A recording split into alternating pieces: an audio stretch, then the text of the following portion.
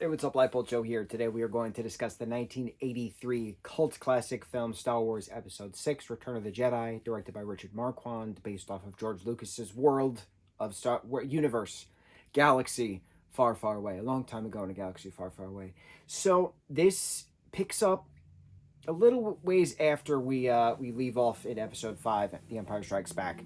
So Luke and Lando have concocted a plan using 3PO and R2 as bait, basically, to get access into Jabba the Hutt's most icy giant temple, right? His palace.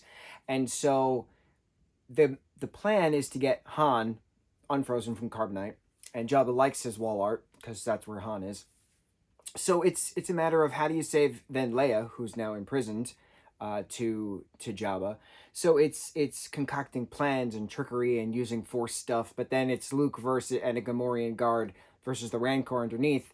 Luke kills the Rancor. The puppetry is just so gorgeous. Again, 80s films have that grit of authenticity. So the props, the puppetry, the mechanisms, the mechanics, the animatronics, it's also mwah, chef's kiss.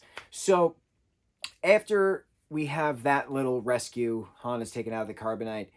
You have Jabba now on his sand. I can't remember the proper term, but it's a palace on a hovering palace on sand, cruiser, where he's having a party. R2 serving drinks, and Boba is being his bounty hunter self, and then Luke slices Boba's jetpack and he slams into the wall and falls into the Sarlacc pit, and that's what we think is the end of Boba. But knowing what we know now, watching the Book of Boba Fett, we're like, oh, that was an intense moment of Sarlacc acid and things, right? Whew. So we have more Tatooine the first quarter of the film. Then pretty much the majority of the film is on the second Star Destroyer and the Forest Moon Endor. So we're on Endor majority of this film, where we meet the Ewoks, who thinks 3PO is a god.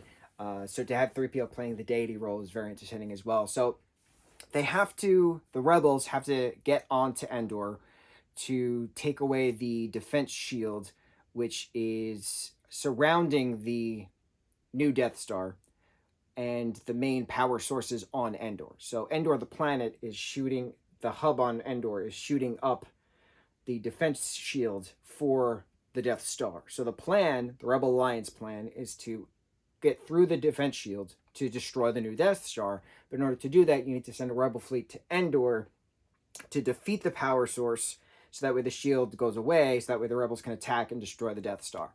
All of that happens, of course, but it's just the journey of how does it get there? How do the Ewoks work with the rebels, the Rebel Alliance scum? How does it all come together to infiltrate the Empire base on Endor, holding all these things? But while all this is happening, a lot of this story is taking place on the new Death Star, because Emperor Palpatine is now there.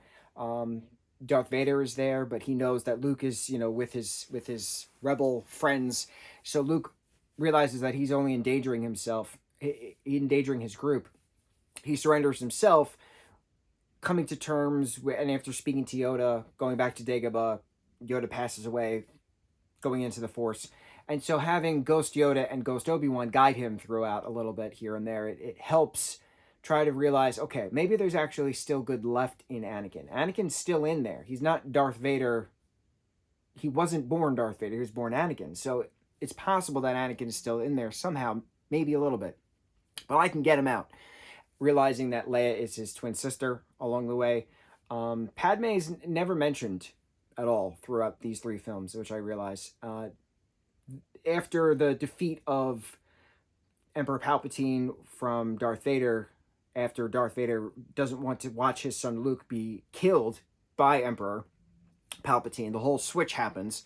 He picks the Emperor up, throws him down the shaft, kaboom, right? So he fulfills the prophecy, technically, which was given when he was a child, of he's going to bring balance to the Force. The way that he brings balance is by turning to the dark side, not knowing he has the two children, that the two children are now doing their own thing, and the plan of converting the son into the dark side fails, and realizing, no, you can't kill my son. How dare you? let me throw my master down the shaft and explosions, right? So the prophecy's fulfilled. Yes, it takes a long time to get there, and a lot of this stuff happens, within the plot points of the TV series Rebels, which is just gorgeous. So to have the lead up to the final battles, and to have the lead up of the Death Star, to have the lead up to the second Death Star, lead up of Endor, to have the ghost ship flying around and stuff, knowing that that's happening, it's pretty cool. You don't know that when you originally watched these films. These are 3 films. That's it. But because we've had all these TV series, cartoon and live action, since the 70s, and primarily more in tenfold since the aughts and the 2010s, and now in the 2020s, it's hard to watch these movies now out of order. And I say that because I thought I wanted to watch, I had a few days off, I have a few days off. I wanted to watch all 12 theatrical films finally and discuss it, because we've never actually done it, and I've been very weary to do it because it's a lot of information to talk about. But I assumed I wanted to watch it in release order: 77, 80, 83, 99, 02, 05, 08, etc., right? But knowing what I know now compared to what I didn't know then, when these first came out, when I was a kid and I first watched these in the 90s, that information didn't exist. So I know what happens in between these things. I know what happens next, but I also know what happens of the side stories. Part of me wishes, because at the very end of this film, you have the edited version. So it's not the true 83 version, it's the edited version after the 05 film Revenge of the Sith. Because we have Hayden Christensen as Anakin Skywalker in ghost form within the Force standing. It's Hayden, it's Yoda, puppet Yoda, not CGI Yoda, we get in episode 2 and episode 3. And then we get Alex's character of Obi-Wan, right? So we have those 3 ghosts, but Hayden didn't exist as Anakin Skywalker in 83 when this film came out. Things were added. The celebrations on the different planets were added. We have celebrations on Naboo. We have celebrations in Coruscant. We have celebrations in places that exist within the prequel films that we have very specific plot points and stuff, but aren't relevant in episode 4, 5, and 6. So now seeing episode 4, 5, and 6, and knowing 1, 2, and 3, knowing the TV series and stuff that leads up to all that stuff, I feel like I should have watched this in timeline order. I feel like I should have started with episode 1, 99's episode 1, and gone up. But I didn't. So now I feel strange. It's still a great encompassing of everything. But again, like, you watch this now, knowing what happens to Boba after he gets sucked into the Sarlacc pit, right? And you're like, but it's not as mysterious anymore because I know what happens next. It's interesting. It's very interesting how things change when you know more information. And that goes for life in general. This whole movie is anti-fascism, right? This whole franchise is anti-fascism, since talking about the Vietnam War back in the 70s, going all the way up to current wars, 80, 90 wars, 2000s wars, 2010s wars, 2020 wars, constant war, right? But the whole premise is anti-fascism, and it's very interesting seeing how relevant the property is now as it was then, and vice versa, hoping that things will change. And some things have changed. A lot has changed since the 70s when this first came out, but it's a slow progress. It's not a rocket progress. It's not a progress. It's a progress. We might want, but progress isn't like that. Progress is like this. So it's very interesting.